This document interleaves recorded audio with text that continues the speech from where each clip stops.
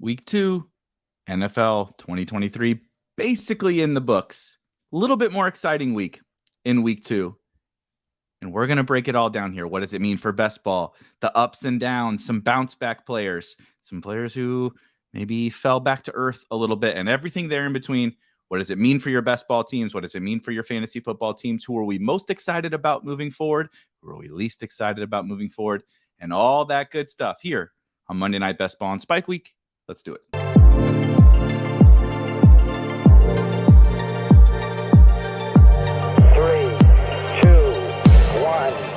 liftoff.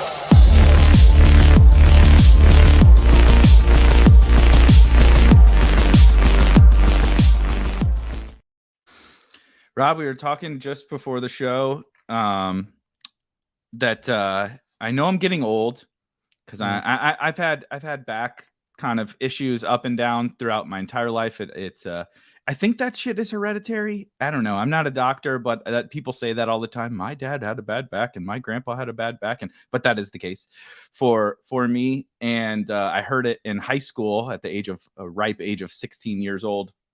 And it's been kind of up and down ever since. And we're running a couple minutes late for the live listeners. Thank you for joining us live, but it's totally my fault. We took the dogs for a walk, and I can't even take the dogs for a walk without the back starting to ache. So probably a bad sign for my age, but this was a good week for the best ball portfolios and for the fantasy football takes, generally speaking.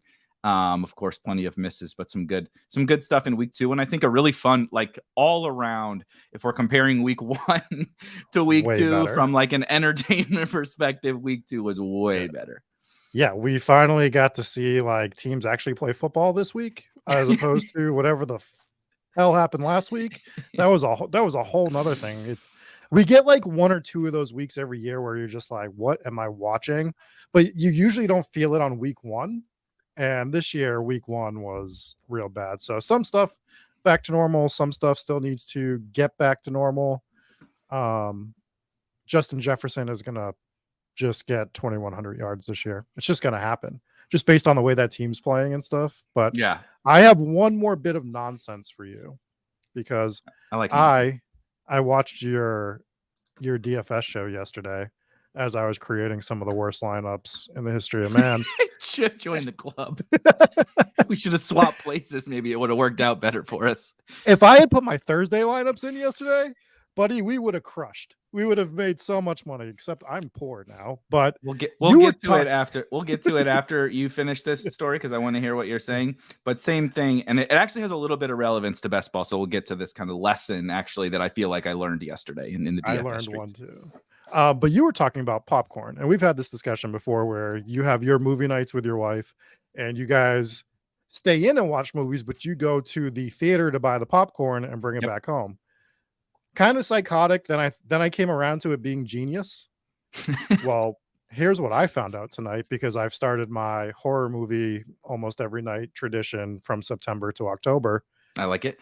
Our grocery store, one of the grocery stores close to me, they have a popcorn popper, like a movie theater one, and you actually just have to go to the grocery store and buy it, and it's the same as movie theater popcorn. And what's the price? Because it cost me $4. It cost me $10 for a large popcorn. Of course, you don't eat it all, so it's a gigantic waste. But like, that's the other thing is I'm not driving there. It's not far. It's like less than 10 minutes away from me. If it were a drive, I think that's other thing. Dean. This is like we're telling inside jokes to the people. Dean Shavelson, who works at Roto Grinders with us, he's very anti this. I once posted it on Twitter, and he like came at me like, this is the most absurd thing I've ever seen anybody do. You'd leave your house to go pay for $10 for a $1 tub of popcorn, whatever. But yes, I do that. But that's also the thing is like, it's just me and my wife. We also we're eating like a finger food kind of, fun, whatever, smorgasbord dinner. We probably didn't even need the popcorn, but I'm not driving to the movie theater to get a small tub of popcorn. No, I'm you have to walking get out the of there with the it's large. A 25-cent difference once you're finally there too. So you always have to get the large. You end up with 30% of it on your lap, and then you throw away 33% of it. That also, just there's like free refills.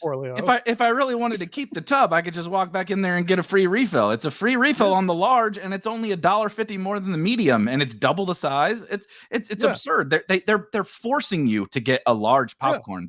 A small is like this big, and it's like $7, and the large is bigger than my whole body, and it's $10. It's like, why the fuck would I ever? It's like if anybody, did you ever watch Parks and Rec? Anybody that ever watched Parks and Rec, the fast food chain or whatever, I forget what the burger company it is or whatever, but they sell different sizes of drinks, and the small is like $3, and then they call it a child size, and it's like 64 ounces, and they say it's child size because it's the size of a small child. That's why they call it child size. But it's 99 cents. It's 99 cents, right? And they're like, it's a whole health thing, but it's really, really funny. But that's how I felt about the movie theater popcorn. But that's a great lesson. I was just actually at the grocery store next to me, but I'm gonna have to go like make the rounds this weekend. Gander. Keep your eyes peeled. Can't just be in your location. I feel like grocery stores are pretty standard in most places in the country. There's probably somewhere around me that has it. It's like the one store that like you can walk in anywhere in the country is like, all right, I'm in a grocery store. The baked goods are either all the way to the right or the left. The frozen section's on the opposite side, and then all the other shit's in there. I know where the bakery is. I know where, Once I spot, right, okay, the bakery's here, I know where everything else is in the grocery store, like you said, no matter where the country. The lesson that I was thinking about yesterday that really applies also to this show that we're going to talk about here. Thank you for joining us and dealing with us talking about popcorn for the first 5 minutes of the show. But I actually thought it was really, really relevant to best ball, but also like this week in particular, these first 2 weeks in particular with best ball, where I am. So obviously I work in this space. I've made my career into best ball and DFS and sports betting and all of that. So naturally I'm thinking about it all the time. And the biggest struggle that I have 100% is overthinking and tinkering and flopping around. And I've really cut my content consumption down to just a really small group of people that I really trust. And I'm mostly like, we both love him. He's a good friend. Rich Rebar, Lord Reeves. Yep. Is a wealth of information. And it's not that I don't trust his advice and his opinions. Of course I do. He's great, but he just like knows all the right. His like worksheet is just like all the data and facts I need to know. And he can recite. That guy is a goddamn walking. You just throw it at him. It's unbelievable. But so I listen to him because I'm going to get all the, like, I don't rewatch every game anymore. I used to. I don't necessarily go through every box score with a fine-tooth comb anymore, blah, blah, blah. But so I cut my content consumption, but still, I do try to build like some very first look dummy DFS lineups on Tuesday or Wednesday or sometime early in the week, just to be like, here's what I'm thinking. You know what I mean? Like no projections, no ownership, no nothing. Here's like what I'm really thinking about this week. And then sometimes you do need to tinker off of that. But sometimes your natural instinct was completely spot on. And just from listening to other people or, doubting yourself, or you find a new shiny toy, right?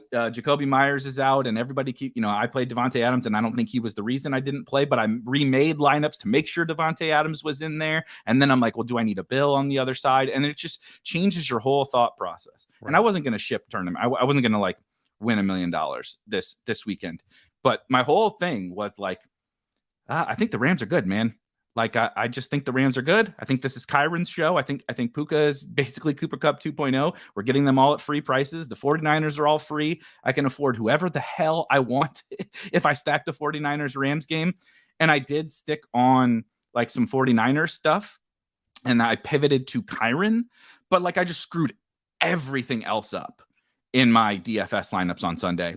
And it was like, I didn't like fully tinker, but I capitulated a little bit to some other stuff that if I just literally would have left the Tuesday lineup, right? The Tuesday lineup had Purdy, CMC, Debo, Puka, Kyron, like whatever. I think it had Kelsey, who wasn't great, but shit, I'll take 15 points at tight end nowadays, no matter what it costs. Just like would have had a really great week.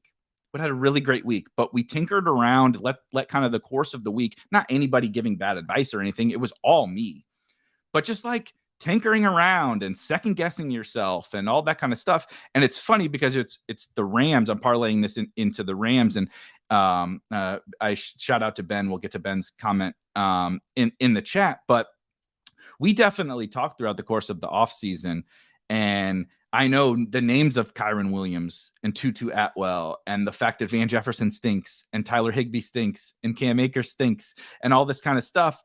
This wasn't like new information to us, but it was just early in the offseason. I think I felt the pressure of you don't have to force it.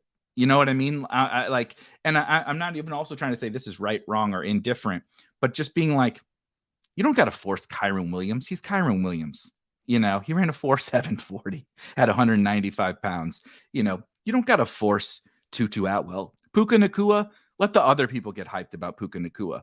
And then we fast forward 2 months, and I'm like, I got hyped about Chase Brown, and I got hyped about whatever other last round wide receiver, or I fell into the tight ends project better than the wide receivers at the end. And it's like, sure they do, but who projects better now?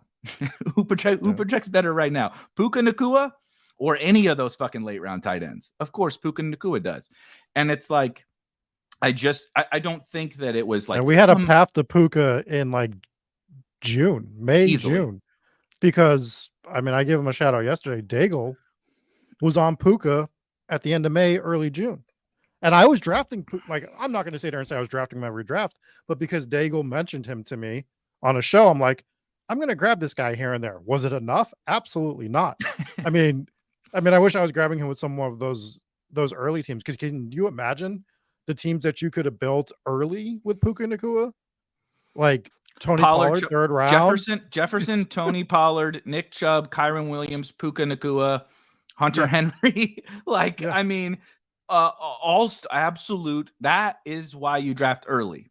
Those teams that we could have built, and I bet you there's not one of them in all of Best Ball Mania, right? I bet you nobody has that, all the combination right there, but it was available to you, and that's the whole point of the early drafting, is to do that. And I don't think I took the risks of like I would normally. Right? Like I was the fucking Darrington Evans guy. Darrington Evans was going undrafted a couple of years ago. And I was just like, wait a second. Why is he going undrafted? Kyren Williams kind of became the new Darrington this year, but I was slower to do it. And I was slower to get into Puka, right? Like Puka's like, I'm not trying to, this is a very different exact comp, but like Zay Jones last year.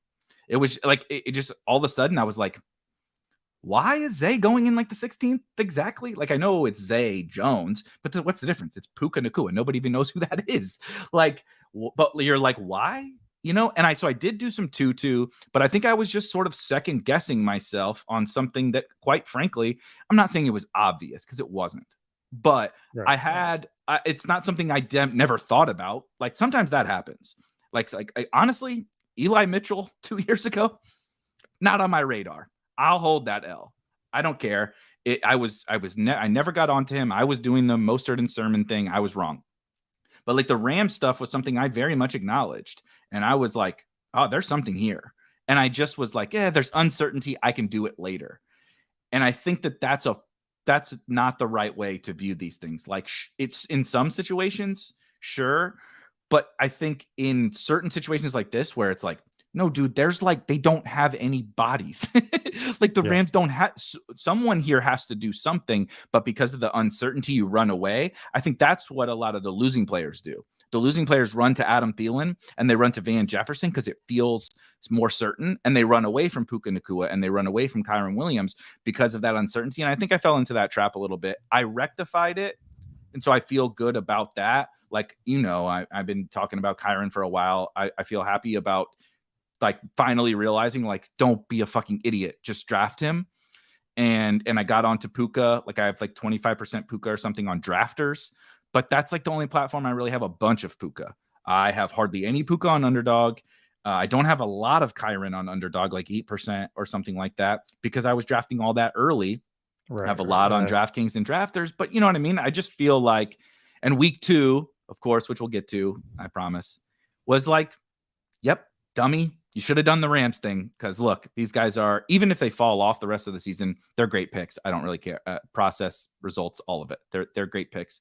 And so it was kind of like my DFS week happened, and I was like, why did I do this? And then I'm sitting there also thinking about like, you should have just shoved the chips in on these Rams, and you were hesitant to do so because you were overthinking it a little bit.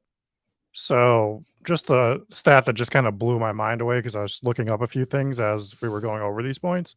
I just pulled Kyren Williams up for my Best Ball Mania exposure, and I have him on 12 lineups. Do you want to know what my advance rate with my Kyren Williams team is on those? 100%. Please say it's high. If it's 100%. Wait, BBM? Is this underdog? Yeah. Yeah, that doesn't. Check out DK or something like that because we don't have the advance rates for underdog. They all show. I think they all show 100%. You know, because we get to see. We had to go to this. Wow. Yeah, it might be. I mean, it's going to be high probably when you get an 18th round pick or so. That is, one of the top scoring running backs in fantasy. That's probably pretty valuable. Well, we'll go to my Mastiff team because I actually have that pulled up because I was looking at that. I'm in second place in the Mastiff right now, and that's a team that I drafted J.K. Dobbins on. And one of my last round, I think he was my last round pick, I took a 6th running back with Kyren Williams on a team that had Pollard, Breece Hall, Dobbins, Roschon Johnson, and Tyjae Spears, which feels like something you shouldn't do on that team. Now, different advance rate stuff, right? This is a 6 out of 12 advance. I only drafted one quarterback, so I kind of felt as though I had a little bit of wiggle room there with that last pick. But if I don't have Kyren on that team, I'm probably still advancing, but I'm kind of fighting for my life to be on that advanced line right now, where I already put myself with a nice cushion in that league, right? So I have 262 points currently. The person in 7th place has 207. So I'm going into week 3, and it's a long season. Of course I can get caught, but we're going in with a 55-point edge into week 3, probably because I took Kyren Williams in the 18th round, as opposed to taking another wide receiver at that point. But that wide receiver might have been Puka. So, but I actually like Kyren season long more than I like Puka at the moment, just because of the uncertainty with Cooper Kupp coming back and what that's going to do to diminish his role. His role has to diminish just by nature. It's what, a 38% target share or something like that currently, which is just unsustainable for anybody. On massive passing volume they threw 55 passes and he had a 38% target share. It's one thing, like I do too. Kyle Pitts, Drake London, right? Target shares for all these guys, old target shares for Mark Andrews and all that kind of stuff. It's like, yeah, but they were throwing 33 times. Matthew Stafford threw 55 times and he had, almost a 40% target share. But I don't want to make this all about the Rams. We talked about them last week, and really nothing has changed except they've gotten better. In particular, Kyren Williams has gotten better. For anyone that didn't hear or maybe wasn't around yesterday, Cam Akers was not active for the game. They mentioned it early in the morning. So shout out to them, by the way. Shout out to what football team is getting us this news? They play in the afternoon, getting us this news so we can jam 5K Kyren Williams into our DFS lineups. Let all the slappies play Josh Kelly against the Titans, and we get Josh Kelly, and we get Kyren at 2%. Kyren was 2% owned, and Josh Kelly was mega chalk. So one thing we got right among very few things that I got right. But Cam Akers also reported that they're going to try to trade him. I don't, we love to do every time to be a Raven. He's just going to get cut. They got to cut him. No one's trading for running backs. First of all, no one traded for. They might give up a 7th rounder for him. Yeah, if you just want to not have to deal with the waiver priority or negotiation in free agency, you might say we'll just give you a 7th, and the Rams will probably take it. But they're not. They're not getting anything real for him. I could see him land somewhere, but weird road for Cam Akers. Honestly, there's something that we don't know about him, like as a person, or maybe McVay's the asshole. I don't know. This has to be an Akers thing. I'm not saying that McVay's probably not an asshole too, but this clearly is something where they don't think he's a great player and he's pouting like a child. And I usually take the player side on this stuff. Right. But I think just based on the timeline of events we have here, Maybe they did last year. Yeah, that's really good by Rob. But it just like from the outside looking in, this clearly seems like a taking his ball and going home thing like twice now with Cam Akers because he's not getting the workload that he wants to get and all that stuff. So instead of playing it out, he's crying. And I think probably the asshole side of McVay is he's excited about it because he's like, well, finally, now we can definitely Get just him out of rid my him. hair. I don't need this guy anywhere near this building. So you might even see it this week. Like I wouldn't be shocked if you see tomorrow, Wednesday, that they someone trades a 7th round for him or they just cut his ass because there's no point in them keeping him on the roster anymore. Yep. I think McVay did it with as only Blur says, that's what they did with Darrell Henderson. We all thought, okay, this is going to, Akers is gone. It's going to be the Darrell Henderson show. We thought it was going to be the Darrell Henderson show a couple years ago when Akers tore his Achilles, blah, blah, blah. McVay doesn't really pull any punches. I will say I respect him for that, assuming there's nothing nefarious going on behind the scenes or he's not being a total dick. Play your guys. And they already mentioned Puka's still going to have a big role when Cooper Kupp comes back. I trust him. I believe that that's the case. Also believe he's not an idiot. You don't give a kid 20 targets in week 2 and whatever 17,000 targets in the 17,000 targets in his first 2 NFL games and then say, that Van Jefferson guy, we got to play him over Puka. Like, I don't think that's happening, but I think McVay is one of those. He's just he trusts himself, really, is ultimately what it is. His evaluation of the players and how they fit into his offense. And who are we to judge? All he has done is be successful. All he's done is be successful this year without Cooper Kupp, with Puka Nacua being the lead wide receiver and Tutu Atwell and not being Van Jefferson has 1 catch in 2 games or 2 catches in 2 games, right? Tyler Higbee has like 20 yards or 30 yards in 2 games.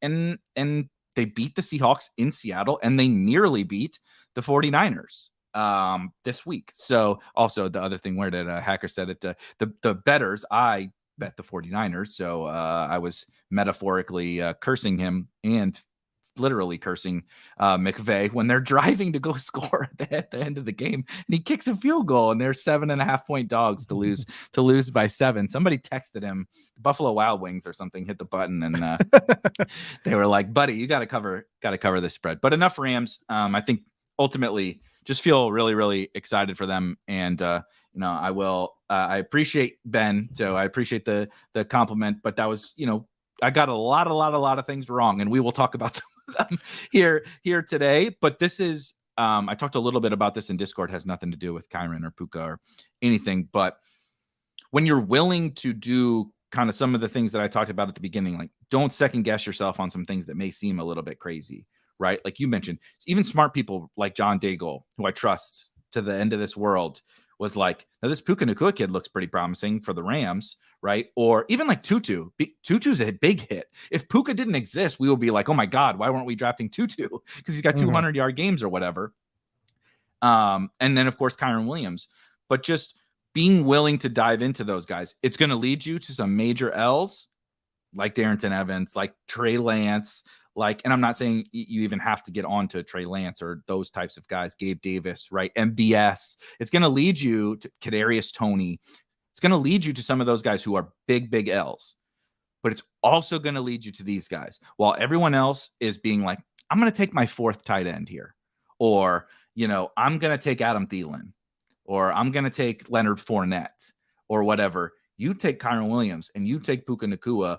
Like it kind of works itself out in the end, right? I got big Rashad Penny bags that are a huge burial. Like I'm pretty much holding that L already.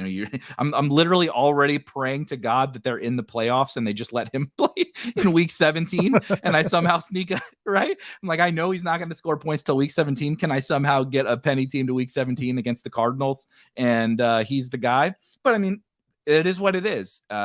People can disagree whether I should have taken Rashad Penny or not, but like having the thought process that leads you to these kind of home run swings is how you get on Puka Nacua, right? Like, it's not like, what did everybody see in Puka Nacua? It wasn't really that much about him. It was like this whole macro process that leads you to these kind of guys. And sometimes you whiff and sometimes you hit, and Puka is a version of a hit, and there's lots of other examples of whiffs, and you have to be able to accept those L's.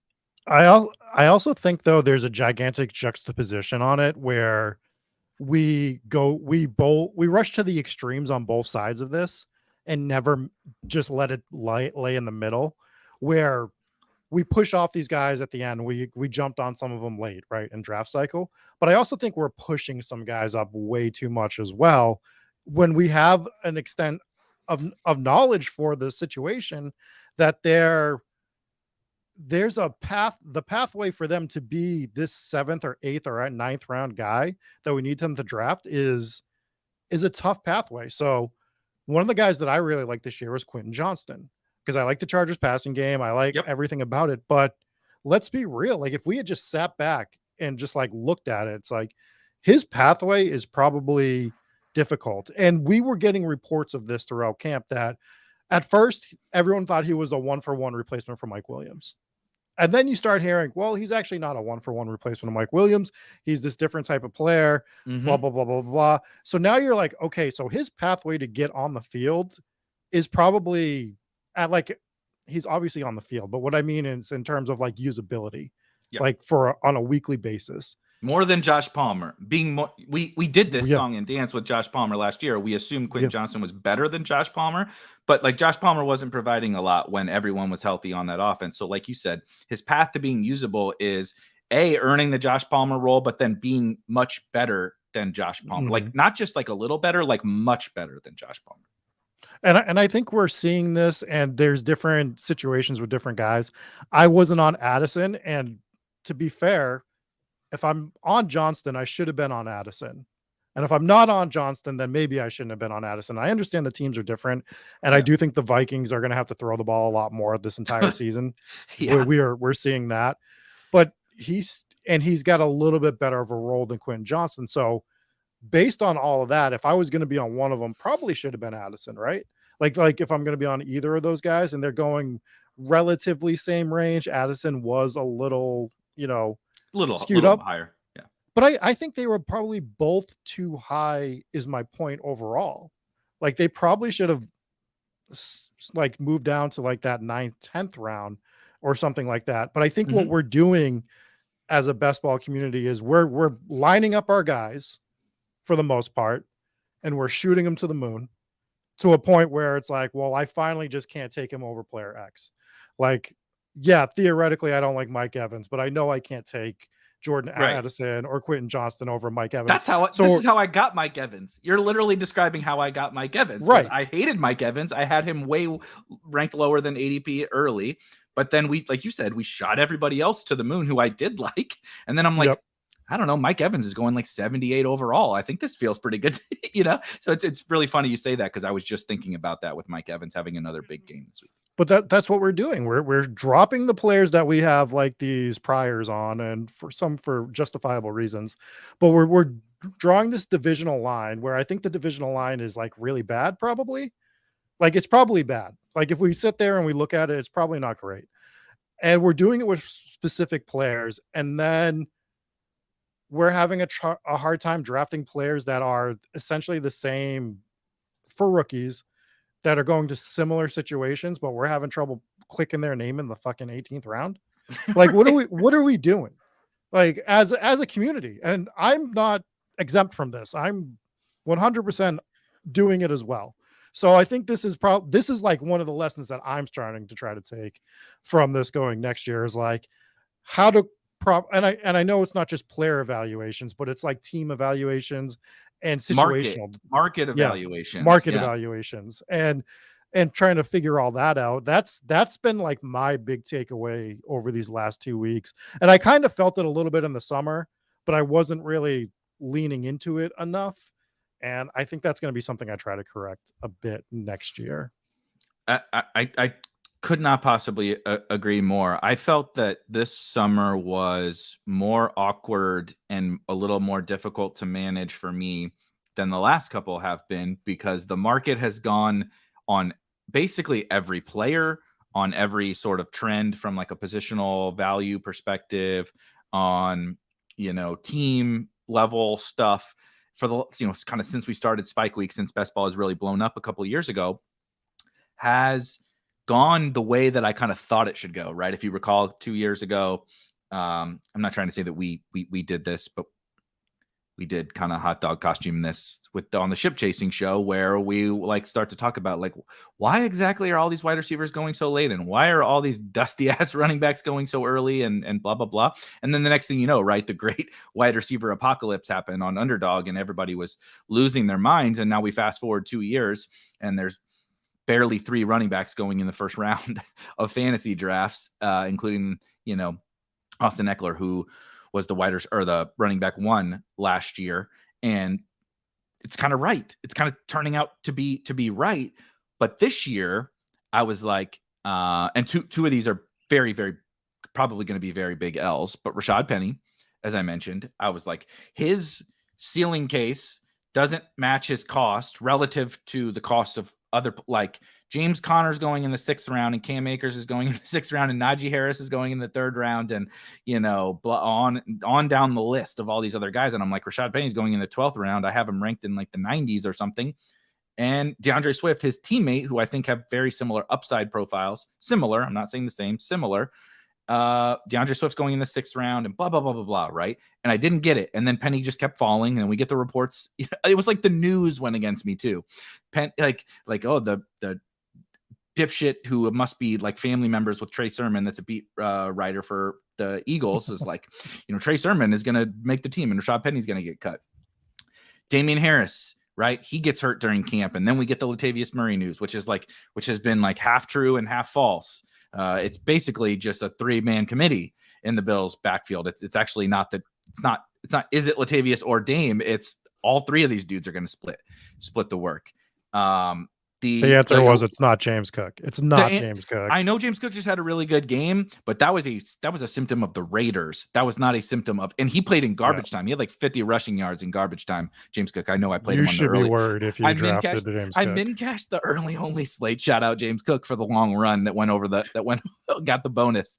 He picked up a bunch of yards in garbage time. Literally, he was the only starter out there. I have no fucking idea why he was even in the game on that last drive. He had like a 50-yard run, and then they needed out afterwards. Kyle Allen was in the game, not Josh Allen. Very weird. But the answer was don't chase the James Cook steam. It wasn't don't draft Dame or don't draft Latavius. The answer was James Cook is looking a little sketchy. Again, week 2, we'll see how it changes. He's a good football player, and the Bills offense is going to be good. But anyway, all this stuff happens. And I think it was just like a total, mind F over the course of the whole summer, where it's like, do I really want to have like 80% Damian Harris? Because like I liked him at his old price, and he just fell 30 picks on DraftKings, and like all this different stuff. And so it just great learning lessons, I feel like, this summer in handling the chaos that is a best ball summer, even without injury. I mean, like, there's minor injuries, right? Dame got hurt, obviously, at the end. Kupp got hurt, and all of that. But we didn't have an Akers or a Dobbins, RIP to both of those guys. We didn't have those guys get hurt, and then Gus Edwards get hurt, and then Justice Hill get hurt. Like, we didn't have like all of that stuff happen over the course of the summer. But we did have a very chaotic market this summer, and I think it was a pretty good learning opportunity. And like you said, I think I handled some things okay. Mainly the very end. I think I think I was pretty locked into what I wanted to do the last 2 or 3 weeks of the draft cycle. Yeah. I think I handled probably May and June not great. And I certainly handled some of the news, risers, fallers, whatever, a little bit poorly. But I think generally speaking, like you said, I'm willing to admit, like you said, some of the things that you're saying, that like when you say we, you literally mean the industry, but we like also I did it wrong too. And I think it's been a lot of fun. Like we talked about week 2 being fun. It was a lot of fun because we saw some things that you probably did really wrong, but also saw some things that you were like, all right, I learned my lesson over the course of the summer. I figured some things out about how I want to play this game. And that's what best ball is. It's a fun strategy game. What's funny about the first round, just talking about all this, is what we feared CMC is what Cooper Kupp is. Yes. Right? Like, that's what I was thinking about while I was driving yesterday. I was like, well, all of our fares for CMC is actually Cooper Cup. And as I was making this drive and thinking about it, I'm like, CMC is getting 90 to 100% usage. Cooper Cup is going through what he's going through. Tyreek had, a marginal game last night, 15 PPR points. So which is fine. Like it's fine. It's better than most, but it wasn't what you kind of expect out of Tyreek on a, absolute nuclear basis. Yep. But CMC is getting 90 to 100% usage right now, which is insanity.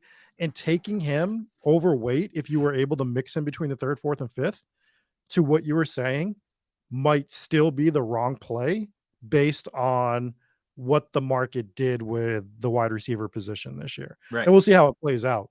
But that could still be the wrong play. And CMC is an absolute smash right now. Like, you're not 100%. upset that you took CMC, but it could still be the wrong play just because of the rosters you're constructing with him. So it's just there. And it's week 2. That's the other thing. It is week 2. We got to take everything with a grain of salt. We have 12 more weeks to get to playoffs.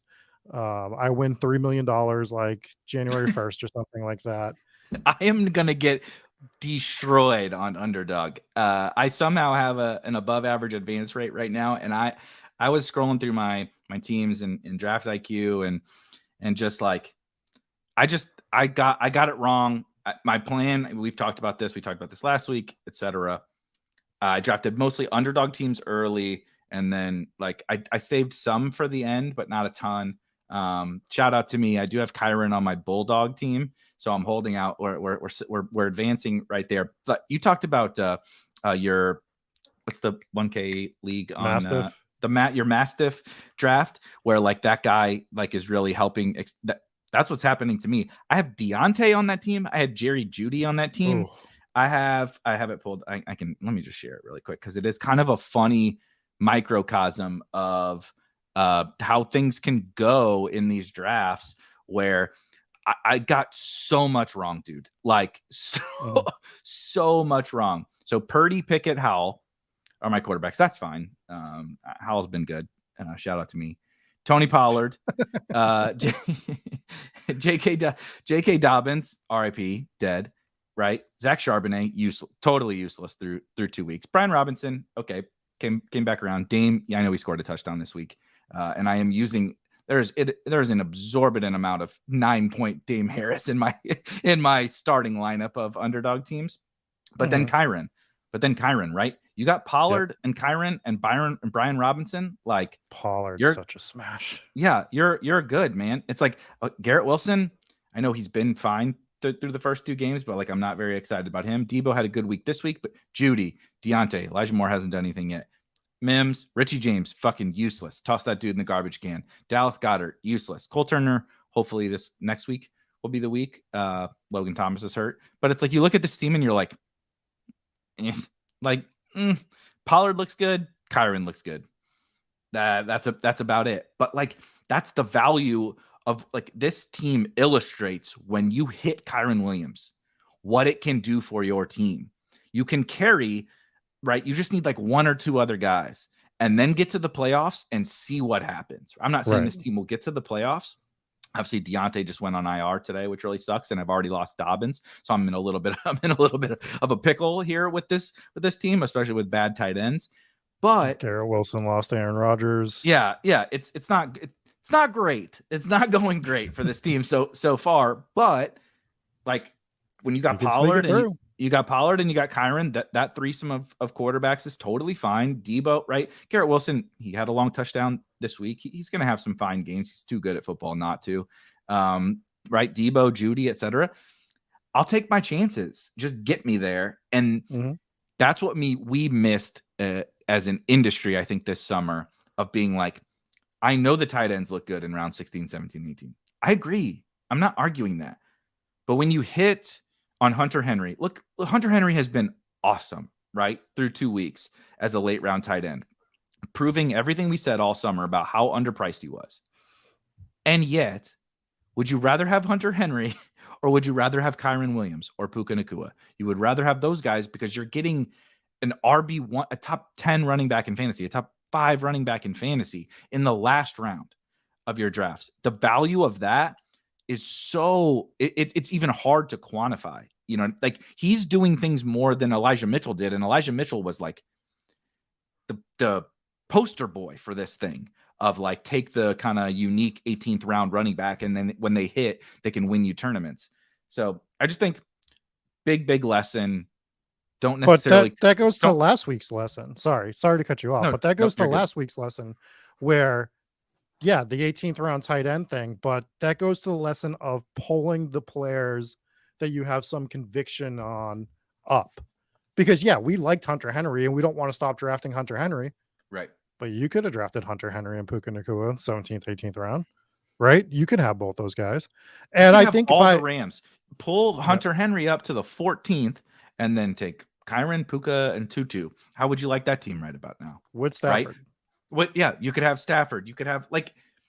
It's just one of those where sometimes we miss the forest for the trees, and it's like the ADP value thing and the closing line value thing, and like all that matters in the macro, 100%. No one is saying it doesn't.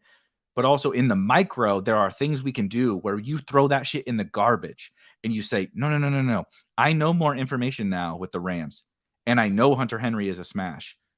Why would I never want to have any Hunter Henry and Kyren Williams and Puka Nacua if I have conviction about all of them? Like that doesn't make any sense. Solely because I can't take the guy at 170 when he goes at 182. Like that's stupid. That's incredibly stupid. And I think I got better about that this summer. I know you got better about that this summer, but I just wanted to reiterate it again because I feel more passionate about it now even than I did over the summer. And I was really passionate about it over the summer. But your point for the August thing where you were like the last 3 weeks, I was really locked in. I think once you get to that point in August, the exercise to do, and I think this is what I'm going to do next year, is I'm going to take a piece of paper, and I know this sounds old school, or I'll pull it up on the computer or something.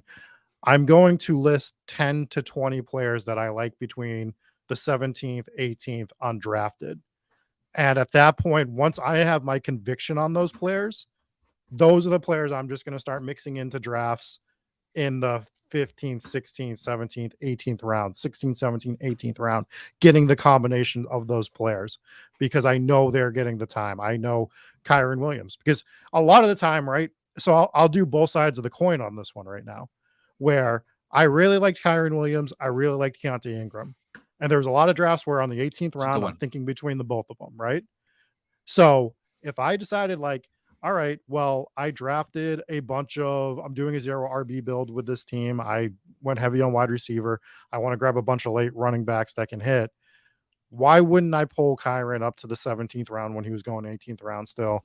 And then I can still grab Keontae Ingram, vice versa, however you want to do it, right? If you did that right now, Keontae Ingram's done nothing for you, but Kyren did something for you. So you're just getting combinations of these players. So A, now you have a unique combination of it. B, these are guys you have a conviction, and Keontae can still do something later in the year. Kyren we weren't expecting Kyren in week one we thought he was going to be usable weeks potentially early, but we didn't think he was going to do what he's doing, obviously. So if you can narrow down that list, which I think we did, because I remember conversations we've had, like these are like my 10 to 12 dart throws for end of drafts, right? So we start doing that. We take the guys that we're taking in the 17th round, our Hunter Henrys, our whoever else was there for tight end that we liked, our Trey McBrides and shit like that. And we start mixing these combinations of players into the end of drafts when we have our conviction after a pregame or, after the preseason games, and we kind of know what we're looking at. Yeah. And we can narrow that list. Why aren't we doing that? And we should be doing that. And, that is something that I would like to do. I have to talk to Hacker. I don't know if it's something that we could feasibly do, but like at some point in the future, just being able to highlight guys that we like in our draft tool to be like, here's my list of guys that I like that are late, and just be like, make sure that I get them. Not make them draft it for me or anything. Just be like, I want to make sure that Puka Nacua, Keontae Ingram, just like I need to keep you still only have 30 seconds when you're on the clock. You're probably doing something else. You probably drafted 10 teams that day. Like, you are human. That's why we built the tools to hopefully take as much pressure off you as possible. but we're doing lots of things correlating, and it's lots of correlations, and it's lots of exposure percentages and all that kind of stuff. And there's tons of awesome things you can do with our tools, of course. But like you said, there is something to be said to be like, please just remind me when I'm in this draft that I'm trying to prioritize Puka Nacua more than just putting him high up in my rankings, right? Because I also don't want to draft off the rankings, because then I miss other things on Underdog specifically, where I can't toggle back and forth between the two. I do want to hit some of the questions and comments, because I know we've been talking for quite a while, but I feel like it's only 2 weeks in, and a lot of the specific names and everything we're talking about right here could end up not mattering later in the season. Guys get hurt, chaos happens. That's how it goes. But I do feel like that's the difference between when we look back a lot of the time. So like Breece Hall last year, if you drafted Breece Hall last year, was that bad process, right? You lost money on your Breece Hall teams, because guess what? He got hurt very reasonably early. But like, you were probably really right last year on Breece Hall. The variance just didn't play out in your favor. And I think it's important to highlight at these certain stages where I think we do learn lessons, to be like, this Ram stuff, right? This late round player stuff, this pulling guys up, all these different things. Like, I feel very confident that is a good lesson. Say what, I don't actually give a shit if Kyren Williams is the league winner. I don't care if Puka is the league winner. I don't care about any of that. Just like I don't care that Breece Hall didn't end up being the league winner. I care about the process behind all of that stuff. And I feel really pretty passionate, even though it's only through 2 weeks, that like, okay, we learned something here. Well, that scenario may not exist next year. So it could be a lesson that, like, in terms of one-to-one applicability, is useless. But the lessons are like hard to come by in best ball, actually, because it's really easy to just say, oh, I ran bad, or, oh, player, who cares about player takes, or, oh, we should just, flatten out our exposure. It's so easy to get into all that, like, monotony. But like, there are certain lessons we do learn occasionally. And I feel like this is one of them we're talking about here. And my best teams, they end up being mostly on drafters, a little bit of DraftKings, but also mostly on drafters.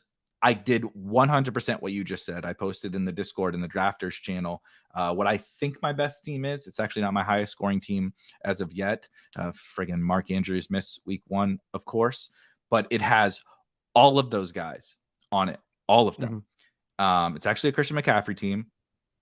It has Kyren, it has Puka, it has Tutu, it has Kendrick Bourne, it has Calvin Austin. It has, and guess where all those guys were going?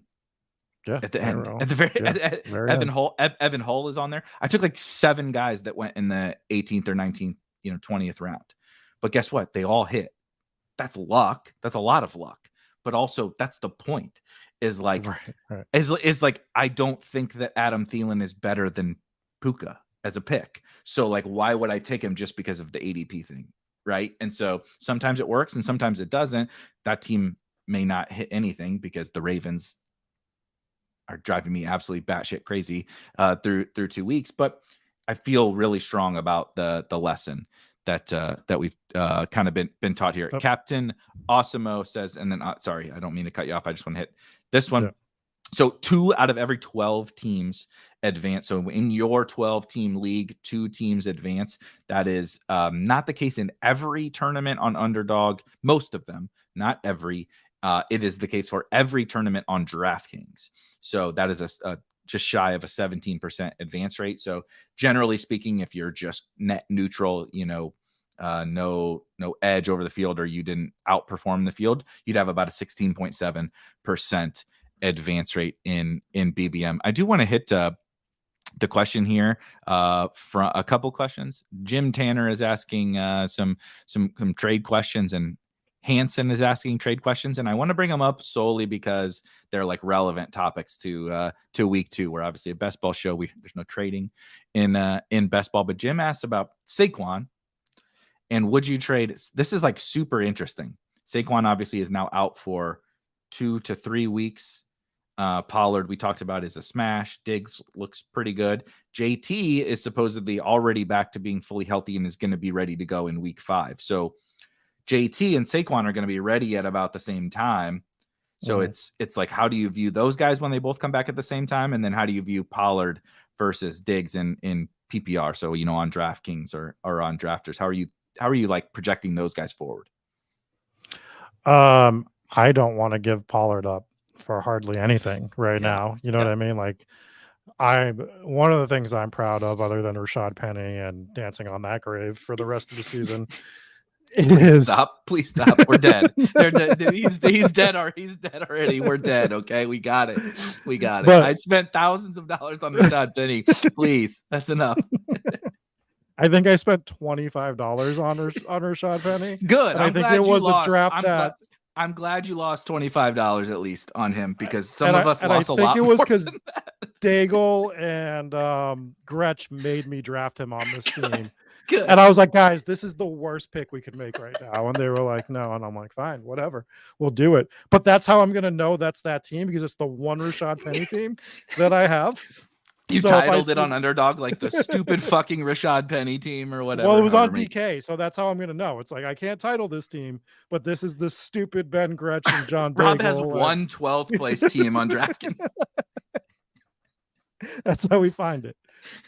But the other thing I'm proud of is, like, dude, we have L's. We all have tons of L's to carry. So I do like to celebrate our W's sometimes and remind ourselves. I think for mental purposes, we need to do that. Paul, I mean, and not like I was like reinventing the wheel here, but I think I was one of the only ones that was pulling Pollard up around different spots in the draft board and willing to take him middle of the first round sometimes, and making sure I got over the field, but not only getting over the field, getting unique combinations with Tony Pollard throughout the offseason, willing to punt off Stephon Diggs, being like, I like Stephon Diggs this year a lot, but I kind of want to see what kind of team I can build with Tony Pollard from the 107, the 106 or whatever, and get a different combination than the guy that's just double tapping Amon-Ra with Tony Pollard at the 12-13 turn there, or, Pollard X player in those last few rounds. So I wouldn't be trading him. I love the Pollard usage going forward. He would have had an even bigger smash yesterday if that was even a game, right? Like, you just want to use this guy.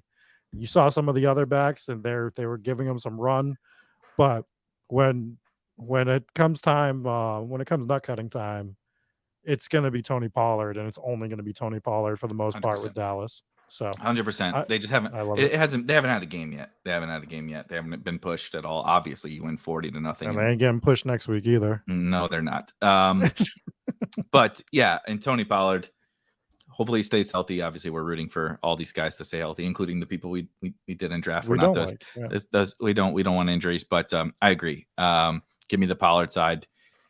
Honestly, Saquon, I would prefer Saquon straight up over JT, and I prefer Pollard straight up over Stephon Diggs. So but I thought it was a good way to kind of answer Jim's question, but also talk about some guys who were like definitely super relevant. I mean, Saquon's out for a couple of weeks. If people are thinking about that backup situation, my answer would be stop it. Don't do it. Don't do that to your, like. Here's what I will say. I said this. The Giants came back and won yesterday, and shout out to Daniel Jones and Dayball and everything for invigorating that comeback. But we view the comeback stuff as like really positive. Like, oh, look at that big comeback that they made. It's like, yeah, but they also went down 28 to 3 or nothing, 28-3, I think, to the Arizona Cardinals. Yeah, that's not good. That's not a good sign. And now they lost Saquon. So I'm pretty worried about the Giants, actually. I know Daniel Jones just put up a big fantasy game, but Darren Waller doesn't look right to me. Hand in the dirt, watching the games. Darren Waller doesn't look like the big time game changer Darren Waller. All their wide receivers that we had hoped somebody would pop up, they all look like shit. Hodgins, Slayton, Paris Campbell, whatever. Maybe Wandale will come back and be the guy. Maybe Hyatt needs to play more. That's what I'm hoping for. Hyatt needs to play more. I'm hoping for Hyatt and Wandale, but it doesn't look good right now. Offensive line doesn't look good. Defense doesn't look good. So we'll see. We'll see with the Giants. But Saquon needed 2 touchdowns to score 18 fantasy points or something like that in that game. Yeah. So that's not very good. That's not very good. if they lost that game yesterday, because as they were down, I was starting to like think of scenarios with the NFL and the Giants going down 2 games like already. Do you think Saquon would have been up on the trading block like at some point in the next few weeks? Like I know that sounds overreactionary, but just to get something for him when he might be walking at the end of the year anyways. I mean, I would if I were running the team. When is the trade deadline after week Is it 6 or 7? 6? Is it week 6? They might have pushed it to 7. They they pushed pushed it a it. couple of years back. I don't Yeah, remember. that's why I can't remember exactly what it is, but they're in trouble. Their division is obviously very good. Yeah. If you thought Washington was going to be the laughingstock of the division, I have news to tell you that they're certainly not worse than the Giants. They both are, battling for third for sure between with Dallas and Philly in there. But like Washington ain't a walkover. I would you pick the Giants over Washington right now, given what we've seen through 2 weeks? No, I don't think you can. No.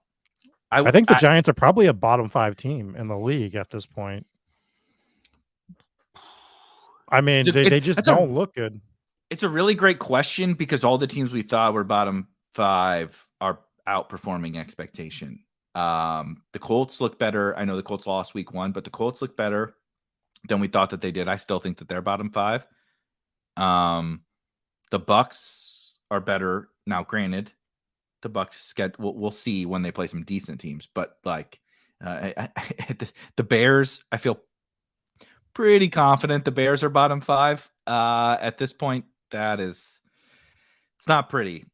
It's not pretty in Chicago. I want to get to Rob. I want to get to the championship of a best ball tournament with Rashad Penny, and the Eagles have locked it up and they shut it down just like they did last year. And just give me Bijan somehow on that team. Boston's. I'll take Boston. I don't give a shit. Give me an Eagles running back and give me Bijan Robinson on the team when we get to week 17, because the Bears are a joke right now. Imagine when they're 1-15 or whatever when we get to week 17 and the Falcons are a playoff team, because I think the Falcons might be making the playoffs in the old NFC. Bijan is going to run for 200 yards. I don't care that Tyler Algier is going to get 13 carries. Bijan just ran for 125 yards on 19 carries and had almost 50 yards receiving. He is a superstar.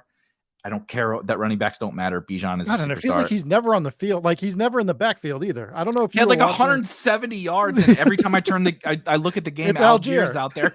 Yeah. That was one of my very few good calls yesterday was playing Bijan and some stuff, as opposed to some of the other guys that were higher. You just needed a touchdown, and it would have been glorious. Nuclear, yeah. Good question from Donnie. Will you guys do any in-season best ball content for the slate DK is offering? Love to hear your thoughts on where you think some of these guys should be drafted now that the season has started. Awesome question, and the answer is yes. I will also admit to you that the first couple of weeks have been a minor recharge. We're doing the Monday and Tuesday show, but it is a long grind. NFL best ball season is we produce so much content that I didn't want to honestly support it for the first couple of weeks, but I'm starting to feel a little bit more invigorated. I'm getting into the NBA best ball stuff. I know Rob is going to have an NBA best ball draft himself coming up, as am I. NBA best ball rankings are already up on the site, but going to get into the NBA stuff, going to get into the MLB playoff stuff. And I definitely want to do the DraftKings in season. Obviously, we'll have Underdog does a resurrection tournament in season as well, but they just do kind of one that starts. When did that start? Week 8, something like that last year. 5 or 6 or something. So we got a week or two maybe until resurrection. But basically I wanted to buy myself some time to, like, I don't know, sleep, touch some grass, like make my wife not hate me for, at least a couple of weeks. So buy some popcorn. Exactly. Go get popcorn from the movie theater, watch Barbie, and which was great, by the way. If anyone hasn't seen it, I do recommend the Barbie movie. It was very funny. But I think so. Not this week. Starting next week, we'll be diving into the draft because they are man, I've been seeing the people. I haven't drafted any of them yet, but I've been monitoring it in the Discord, which there's a link to the Discord in the description. Holy cow, the overreactions. I know that they're coming, and still when I see people posting so-and-so just took River Craycraft in the 12th round, and it's like, Jesus Christ, he caught one touchdown, and people are drafting him, in the 12th round. But we'll probably stream some drafts over the course of, for sure, resurrection drafts and the DK stuff. So we got you covered there. I promise. That basketball stream is Thursday at noon Eastern, okay. I believe, and I'm gonna have Mike Zakarian from Team Hold on to draft with me to help my dumb brain learn how to draft the best ball team for basketball. I'm excited to see what Mike has to say about the season, because it's a fun season with lots of anarchy going into NFL. NBA has become the drama filled. It's the soap opera sport of all the sports where these superstar James Harden is done with he's going to the strip clubs and eating too much, and Dame Lillard is not wanting to be in Portland anymore, and etc. So it makes for some fun chaos. Obviously we're at an hour, and I know the first football game starts here in 10 minutes or so. It's just like kind of rapid fire, a handful of the different stuff from week 2 that popped out. We didn't get a chance to talk about Aaron Rodgers because we did the show last week before, we do the show before Monday Night Football every week. And I don't have a lot to say there, so you can add something if you want. It's just unfortunate. It's not like I'm some big Aaron Rodgers fan. I just think it would have been a lot more fun to watch that. So that injury sucks. And I big Breece Hall bags, and he's really good. We saw that in week 1. He can get there in some good matchups. I think that he was largely matchup proof with Aaron Rodgers, and now he's definitely not matchup proof. So that's the only thing that's especially early in the season, because as soon as that game got out of hand, they were putting him like back in harm's way for the most part. My thoughts on the Rodgers thing, obviously very sad. And we've talked about this before, but like losing fandom to teams is happening. Like there's, I was an Eagles, a Patriots fan growing up, and I still sort of root for them. And my fandom's gone away a little bit. But the funny thing is, the teams that I hated, I still hate more than I like the teams that I like. So I kind of wish I could root for this Jets team, but my inner bones won't allow me to do it. But this would be a fun team to root for, right? I'm with Wilson coming in. Like, I was rooting my ass off on the opening night against the Bills. I actually was rooting for them against the Bills too. But like for the season long, like seeing Zach Wilson be somewhat competent throughout the year would be fun, and like the Jets rallying would be a fun story. But you could see, like, I know the game was out of hand, but they have handcuffs galore on Zach Wilson. And there were some plays yesterday that I'm like, how do they not even give him a chance to make this play? It's against the Cowboys. You're going to lose anyways. Give this kid some experience. They have no faith in him. They can say whatever they want.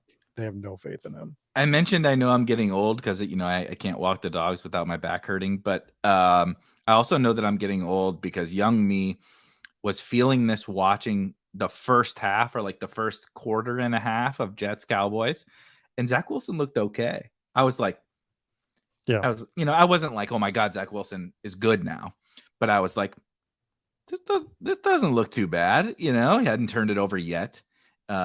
Spoiler, he turned it over a lot after.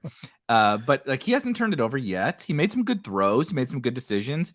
In against the Bills, I thought he looked good in terms of I wouldn't call them good decisions, more so good results, which maybe that's bad. But like getting the hell out of there and throwing the ball away when they got pressure, like I just feel like there were glimpses of like, okay, he's gotten better. Now, what does that mean? I think that means he's like Carson Wentz or something, right? I don't think that means he's good. But I was like, I almost tweeted like, has Zach Wilson gotten a lot better, or is it just me? And if I had clicked send, the Twitter mob would have came after me, because literally from that moment forward was when it got really, really bad. It got really, really bad thereafter. So yeah, I don't know what the Jets are going to do. Glad you holstered that one. We holstered it. We probably holstered it because we played Just so many bad DFS plays that I'm not down for the Twitter debates. Yeah, great question from Ben for the audio listeners wondering what Rob's advance rates look like with the big, Mahomes and elite quarterback stuff, because Ben was a little bit the opposite with fading some of the elite quarterbacks. It's actually, I don't know my exact advance rate numbers offhand at the moment. I can maybe next week on the Tuesday show, I'll get that data together if people are actually interested in that. But Mahomes has a 20 and a 22 point game under his belt. Like we're talking, he's fine. He's been fine. My other big bags are Hurts, Jackson, and like some Herbert at 11%. But you guys forget that we're still drafting other quarterbacks with them. So my other highest exposed quarterbacks are Howell, Russell Wilson, and Daniel Jones for the most part, with a couple other guys sprinkled in. Those are my overweight guys. Guys, my quarterback room is actually exactly the way I want it. I have the right pairings for these guys, and the quarterbacks are crushing.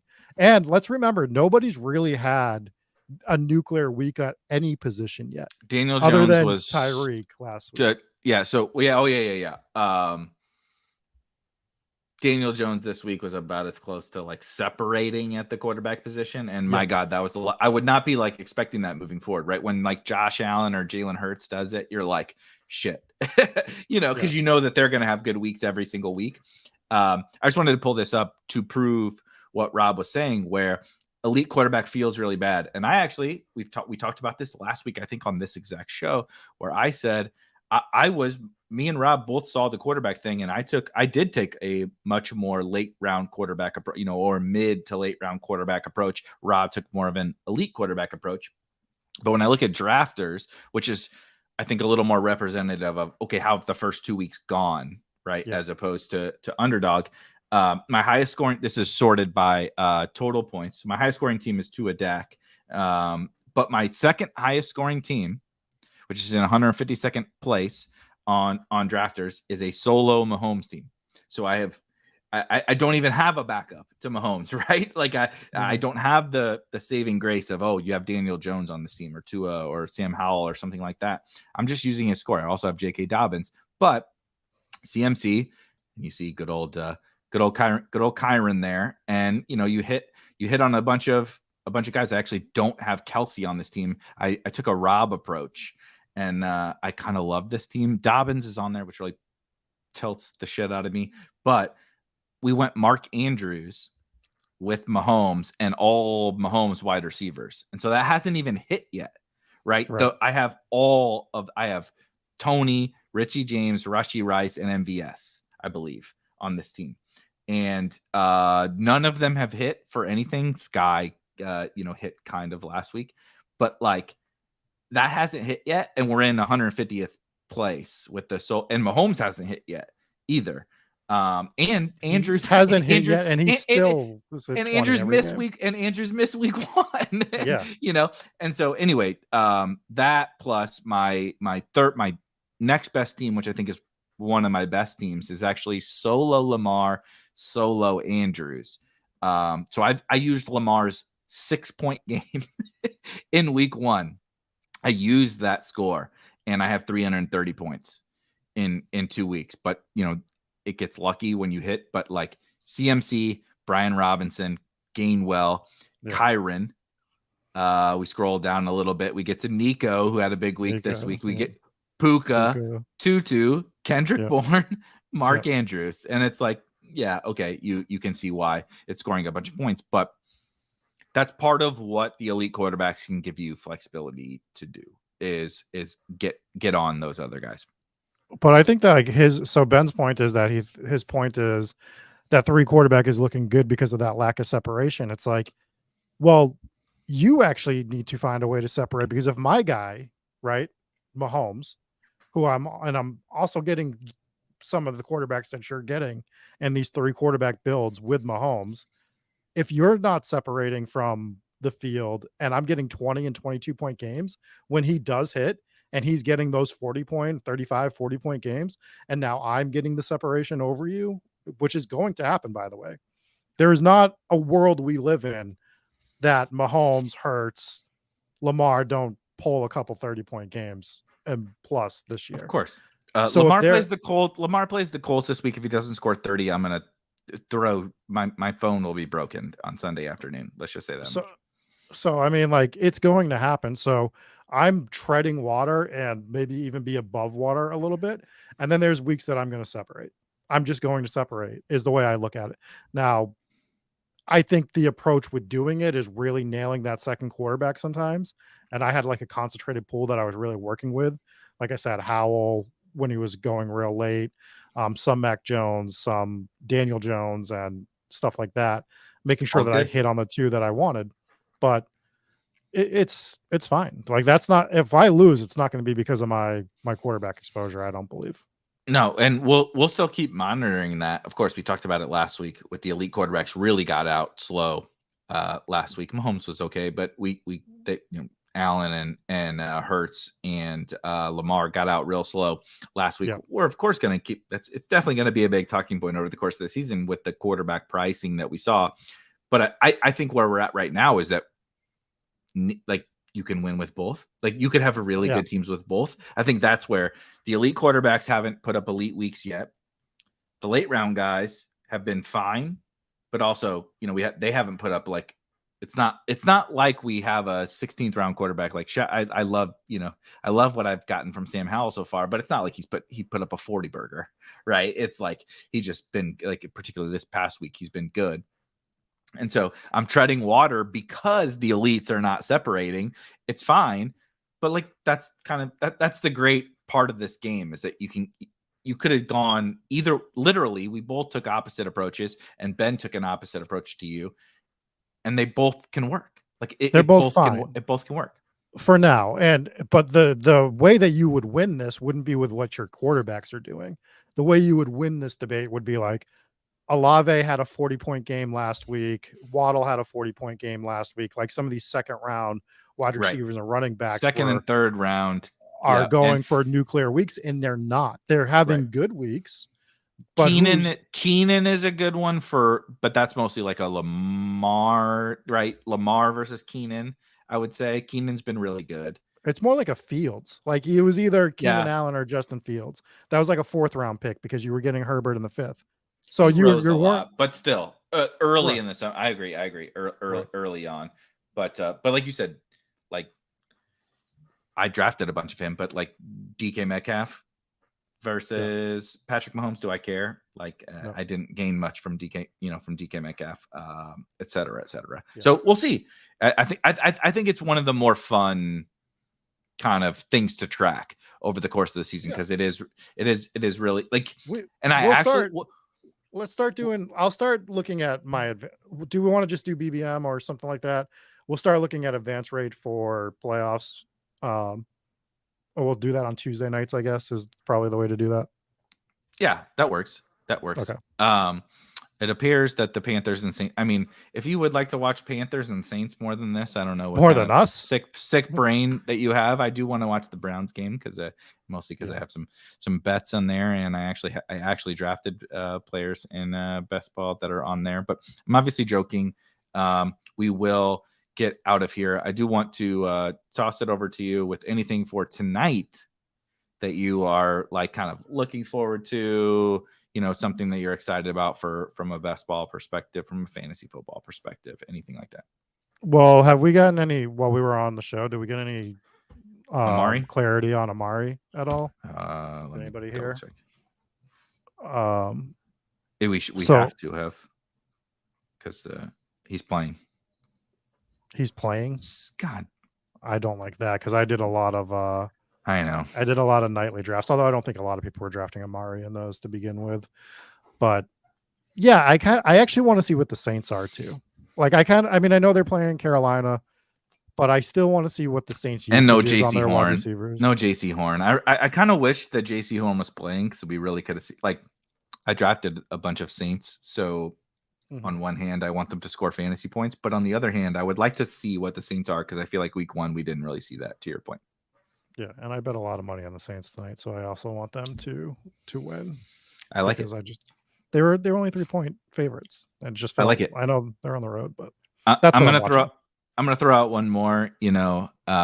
Rob said it really, really perfectly earlier, where I have generally not been, I don't love to take the W kind of a thing, especially because, like, in week 2, it's like, are we really taking, like I said, Breece Hall last year? Are you taking a W in week 4, week 5? Because guess what? It didn't end up being a W, blah, blah, blah. So I appreciate the Kyron shout outs and all that stuff. But I'm really excited to see a guy who I was pretty high on tonight, or two guys, really.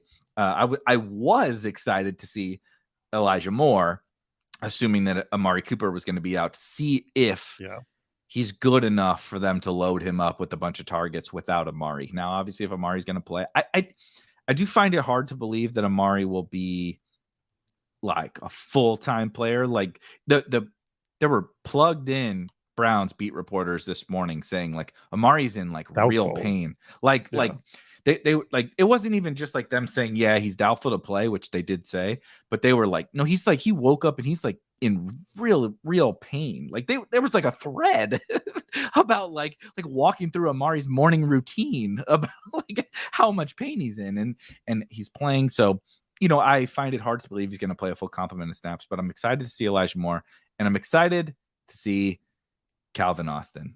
That's my guy. A lot of him today. That's my late round guy, and I like him in DFS tonight. I like his overs in all things, props, receptions, receiving yards, whatever your flavor is. And I think he's good. I think he's good at the game. I think he's like, he might be better than Tutu, but he's like Tutu. They're small, and so they're never going to be, he's never going to be Jamar Chase. He's never going to be Justin Jefferson, but I think he can be fun. And sometimes fun is all you need. Look at Tutu. Tutu's got 2 good weeks. We'll see. Tough matchup for Calvin Austin, but I would like to see how they use him, right? Deontay's out for a month at least. So like they got to find some juice. And I hate to tell you, but A-Rob ain't the juice. And I'm not sold that George Pickens is the juice. So they got to find something. We know Najee's not either. So like they got to find it somewhere. And I'm excited to see how they use Calvin Austin. So we'll see how that goes. We'll talk about it tomorrow. We'll be back tomorrow on Spike Week Sickos Tuesday nights at 7 p.m. Eastern. And anything else, Rob, before we get out of here? Everybody can go watch the games. Yeah, let's just go watch the games. Make some money tonight, everyone. Well, yes, make some money tonight. Calvin Austin props. I still like Elijah Moore, by the way. You can bet overs on Elijah Moore. I don't care about Amari. We can still bet it. We'll see you guys tomorrow. Have a good night. A lot of fun. Peace.